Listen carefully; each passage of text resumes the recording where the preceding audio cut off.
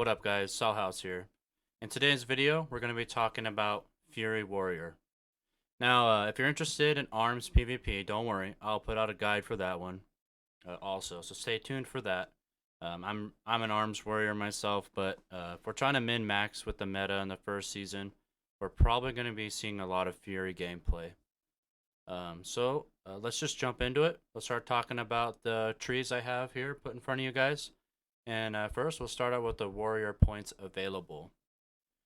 So in the top half of the tree, you'll see we take like our basic stuff, the defensive stance, and then the berserker stance right off the rip in order to climb down the tree, right? So intervene can be interchangeable with whatever else you want to have, because intervene's kind of different this expansion, okay? We don't have safeguard anymore. So when we intervene someone, we don't give them like a wall, a small wall, like intervene used to in Shadowlands. So you can interchange that when you're playing like against a caster cleave or something. But if you have a melee, if you're playing against melee cleave, intervene is still a good choice.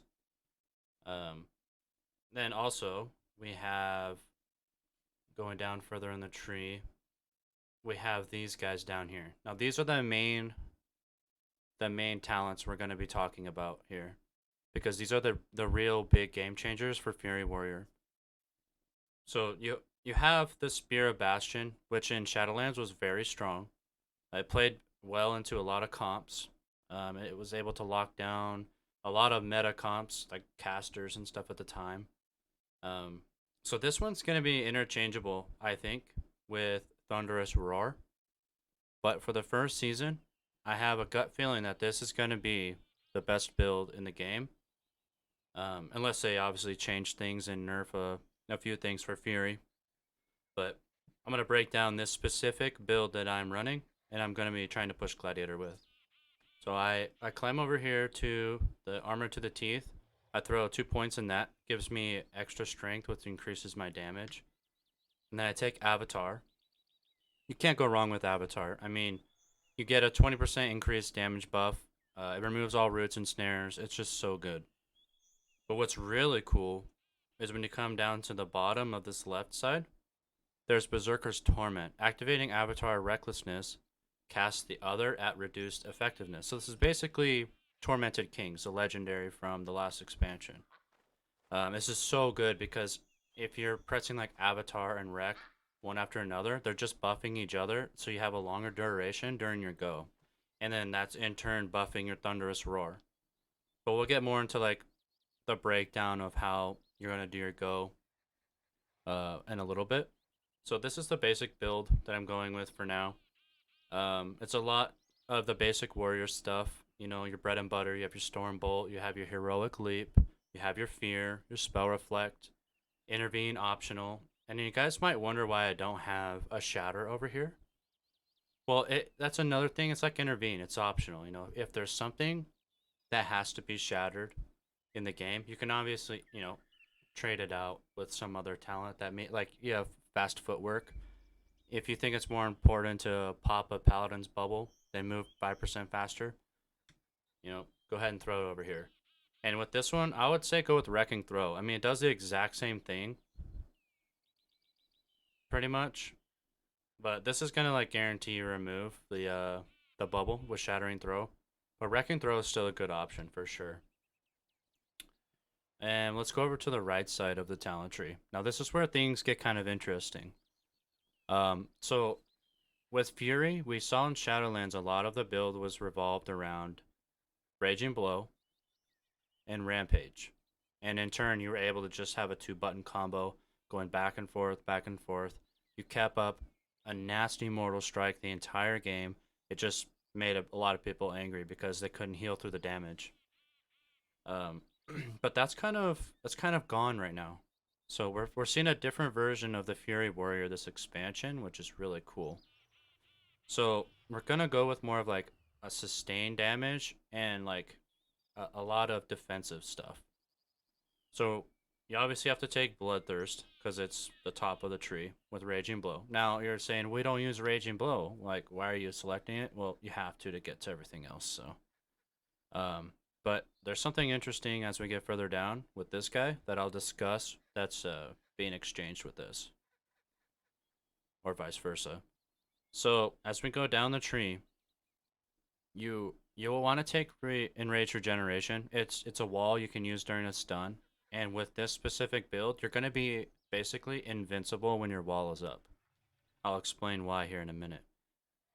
Your war paint, when you're enraged, you get 10% reduced damage, which is huge with this build as well, because you're gonna be constantly enraged, guys, with this build. That's why it's so good.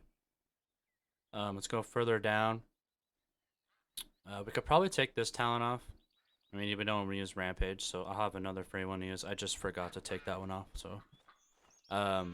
Going down, we take Recklessness. You know, it gives us a huge buff to our damage go. You take these two talents here for Swift Strikes. Just a little bit of another buff here. But the reason we're taking this is to get down to here. So, Reckless Abandon, it's a little bit different in Dragon Flight, which is kind of cool. So your next two Bloodthirst or Raging Blows are empowered, right? Well, we're not using Raging Blow, so that leaves us our Bloodthirst. And I think it turns into Bloodbath if I remember correctly. But what that's gonna do is it makes your Bloodthirst hit like a truck, first of all, and it heals you for a ton. And then you have the Reckless last 4% longer, just to increase the duration of your go. So this build, it like you could probably already tell already, I'm going for more of like a Bloodthirst, self-sustain, you know, damage is just a flat line through the entire game. So this left side is the most interesting side of all of this stuff here, because it all revolves around this button right here. So Bloodthirst damage increased by 10%. All right, that's good. While enraged, your auto attacks can no longer miss. Yeah, it's whatever. Right here is where it starts getting really cool. So Bloodthirst critical strikes generate 4 additional rage. That's good. And inflict a gushing wound that leeches. So that's the keyword right there, leeches, right? So if you look over on this side of the warrior tree, you have leech increased by 5%. So that is going to synergize with the gushing wounds. And then you go down one, then you have Bloodborne. Bleed damage of Odin's Fury, Thunderous Roar, and Gushing Wound increased by 20%.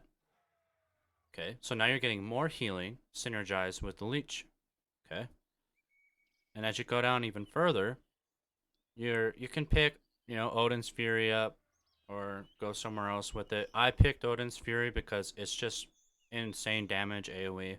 If you have a really good setup with your team, you can really do some numbers with the Odin's Fury on top of Thunderous Roar, Avatar, and Wreck. And then we go left down at the bottom here. Just a little buff to the Whirlwind. Does some pretty decent damage. But what's cool is instead of like spamming Whirlwind all the time, you can use a Slam more. So it has a 12-second cooldown, but it generates 10 rage, unlike Arms where it costs rage to use. But it deals 100% damage, increased damage, and it generates rage. So it's kind of your filler instead of Whirlwind. And then down here we have Annihilator. So this is what replaces Raging Blow. Your auto attacks deal an additional 974 physical damage and generate 4 rage. So you're like, oh man, but you're losing out on almost 9,000 damage by pressing a button. Well, that damage is kind of made up with all the modifiers you're adding to your Bloodthirst.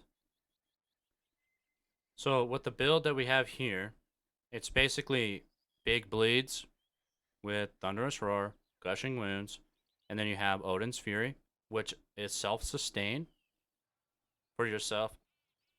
Your self-sustain is revolved around the leech. Sorry. So this build is just, you're constantly healing yourself. Like, if somebody just is throwing attacks at you without cooldowns and you're just spamming your Bloodthirst rotation, you're just never gonna die. It's pretty sweet. I've really enjoyed this build so far. I got max honor gear basically in one day playing this build, and as I got more geared, the damage was just getting really nice. It's just crazy. You can definitely like take on some classes 1v1 with this build. The sustain on it is amazing. Some people might ask about single-minded fury. I haven't really tested out single-minded fury too much, but from what I've like heard about, it's okay, but you're losing out so much on stats when you don't use the two-handers. So, and I also wanted to talk about the PvP talents. So a lot of people are seeing Fury higher than Arms on the tier list, and this button right here is why. It's called Slaughterhouse. Rampage damage reduces the healing to the target uh, by 5% for 6 seconds, and it stacks up to 8 times. So you're like, oh, 5% doesn't seem like much, right? Well, your Rampage hits them 4 times, and it puts a stack per hit. So really, you're putting a 20% on them by just hitting Rampage once, and then you're going to get it back pretty much instantly with this build. And then you can have a 40% Mortal Strike on your target the entire game. Some classes and comps specifically will try to kite you because they know how strong Slaughterhouse is. Um, just the more you get in the arena and practice, the better, because then you can learn how to keep your uptime on the targets.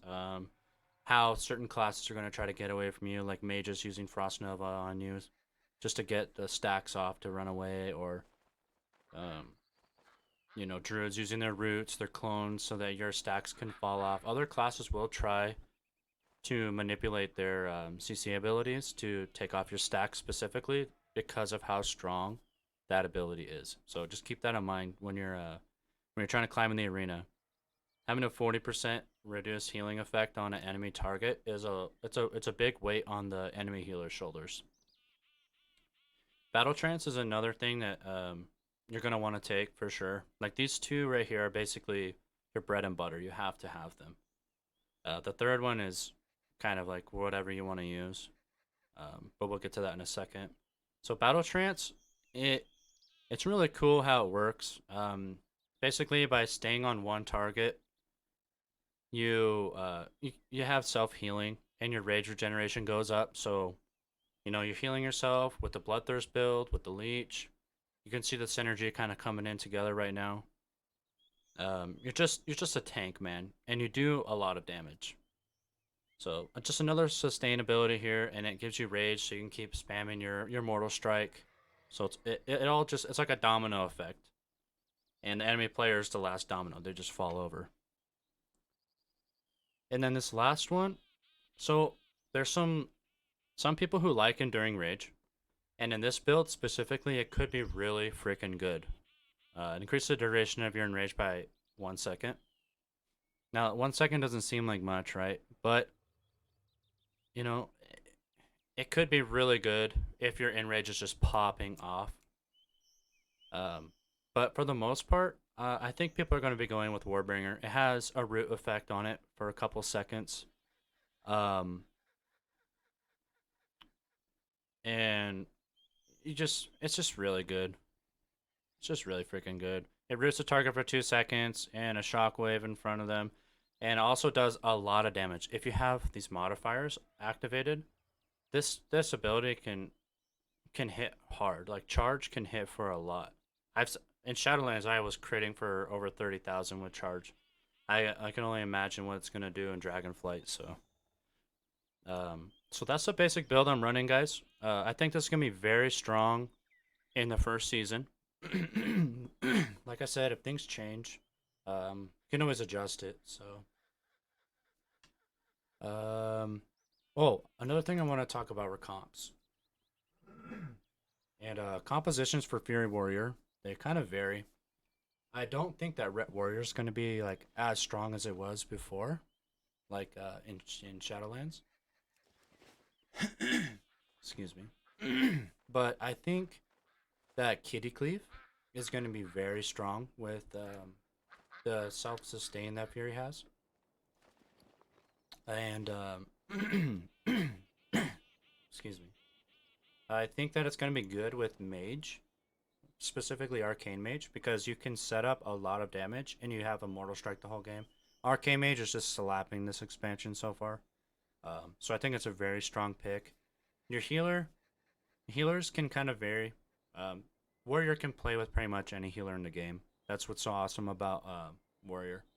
So when you're picking your comp, kind of look for like a Kitty Cleave, a caster, Warrior comp, maybe like Shadow Priest because it's gonna be very strong. Um, Maybe Warlocks. I don't know if that's gonna be too strong or whatnot, but uh, Demon Hunter, Fury might be a very good choice. Um, TSG is gonna be. I think personally that will be one of the top comps for Fury Warrior, and I think just Warrior in general. Yeah, the buttons that they gave us, its expansion, and the self healing we have now is it's so strong, and I think that with the damage on top of a really good Death Knight could be just insane. You can easily get Gladiator with TSG guys. Um, I think like if you're playing Kitty, you're gonna have to have a little more coordination in what happens in the game because I know Ferals have a lot of spread damage this expansion. There are single target builds, but I think you're gonna lose out on a lot of pressure if you're not playing the cleave. Um, but for right now, I think that TSG, maybe Warrior Mage, um, Kitty Cleave, maybe Ret Warrior like towards the bottom there. I just don't think they're gonna put on as much pressure as they did in Shadowlands because Shadowlands literally Ret War just would one shot you in the opener and you literally can't do anything. But as of right now, I think it's kind of towards the bottom of the list for Fury Warrior in particular. But if we can go over the stat priorities too. So my stats are kind of low right now because I'm still in honor gear. Season starts here in a couple weeks, but looking at the stats, you don't really need that much crit as Fury because Rex gonna buff that for you.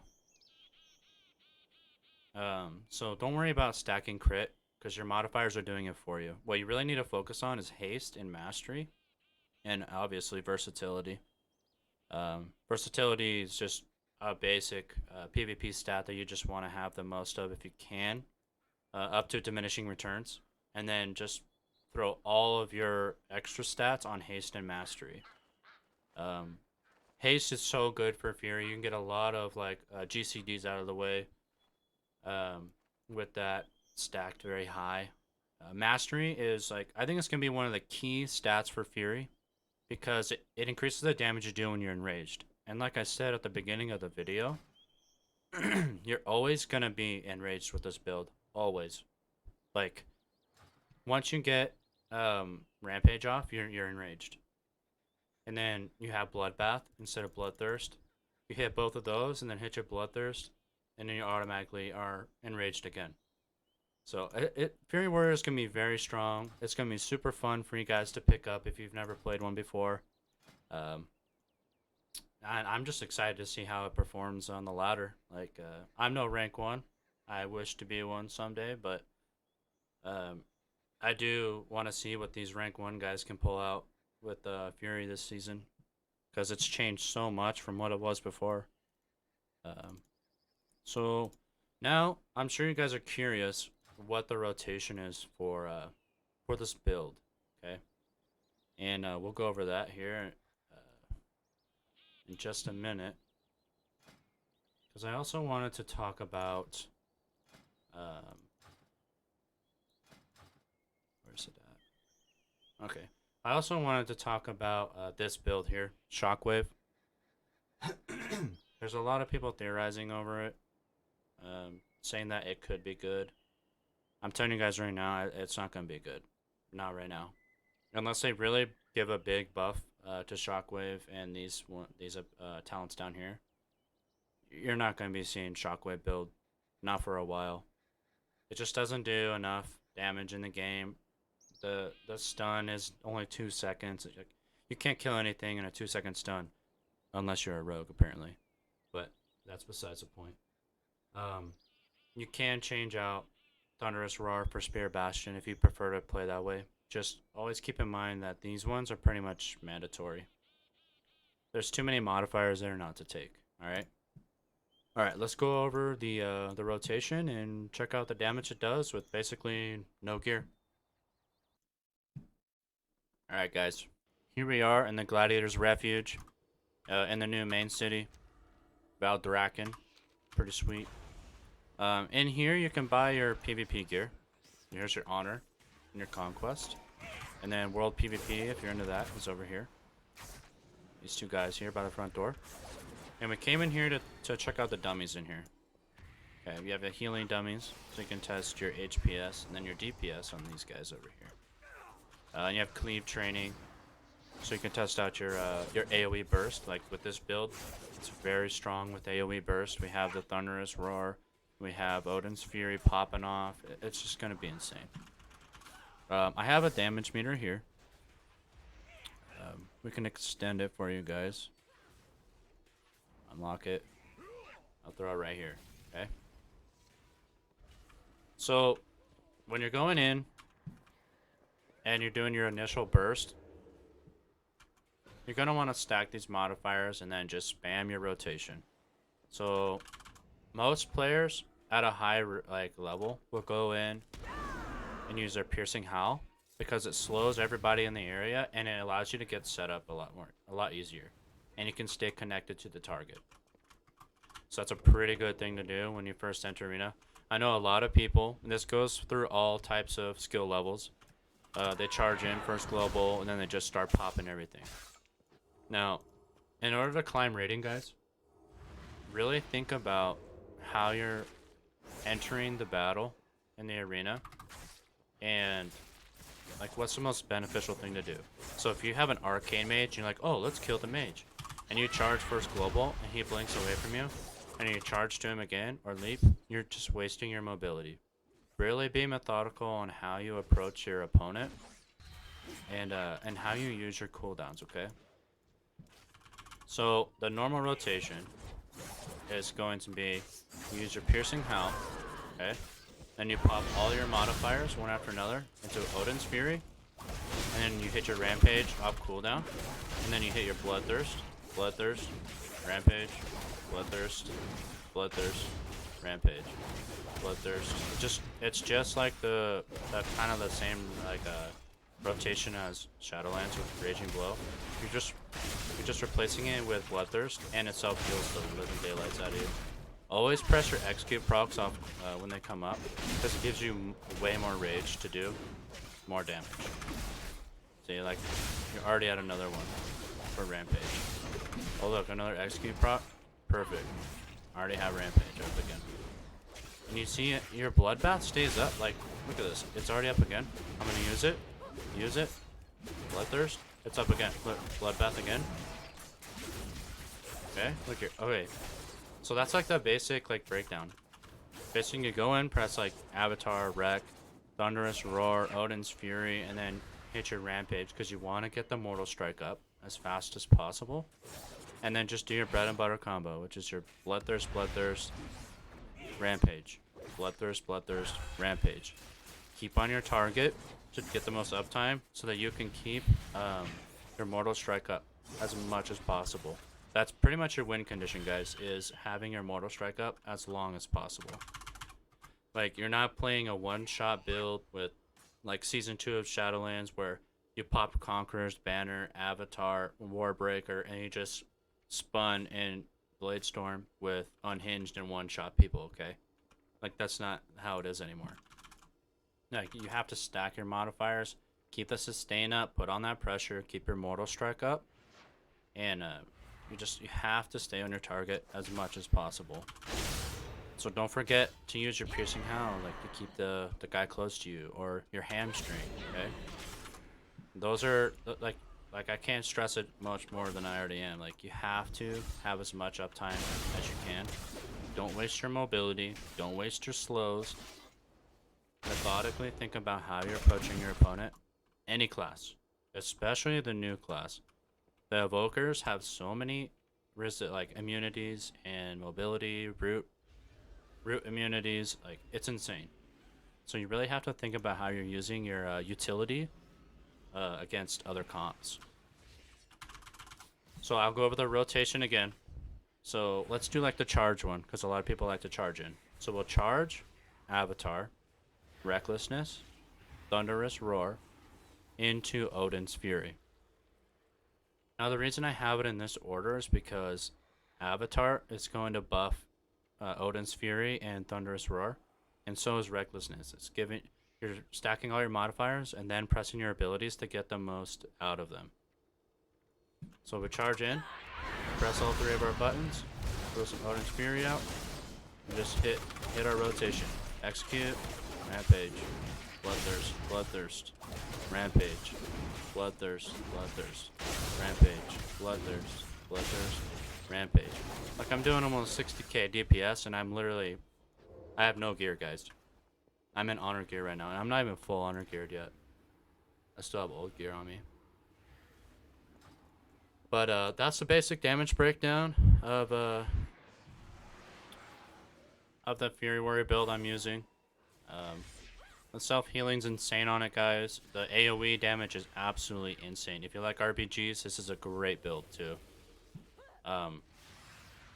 Just keep in mind, like I said, your mobility utility needs to be used to the most it can be used. Like, always think about what you're doing before you do it, so that you can kind of think about the outcome. Like I said, the mage.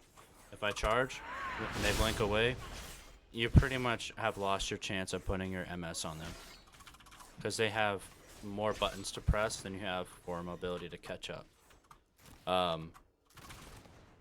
And yeah, so whenever you're using like Stormbolt to stun your target, just communicate with your team for cross CC. Never just throw your Stormbolt randomly. Always have a purpose for it. You know, if your teammate says, I have damage, and you have some damage too, coordinate your cross CC, and then go for the kill. Also pay attention to your diminishing returns when you're using your stuns and stuff, so that way you get the most out of it. You know, like I said earlier, what's a 2-second stun, right? Like, why?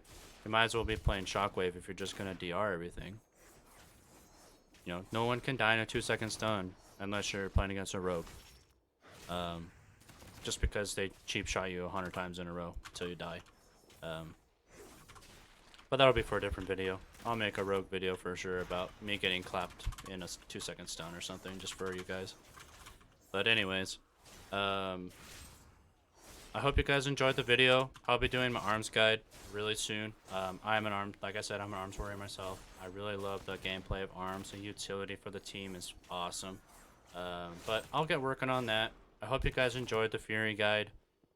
Please like and subscribe if you enjoy the content. And don't forget to check me out at salt_house on Twitch. I stream pretty much 5 days a week, Monday through Friday. Sometimes I'll stream on the weekend. But I'll be doing a lot of arena pushing, arena help for 2v2 for people who would like to get the transmogs, if those are still an option when the season releases. I just like helping my community, guys, so if you guys need some help in PvP, I'm always willing to help you guys. So yeah, I hope you guys enjoyed the video, and I look forward to seeing you guys soon. Peace.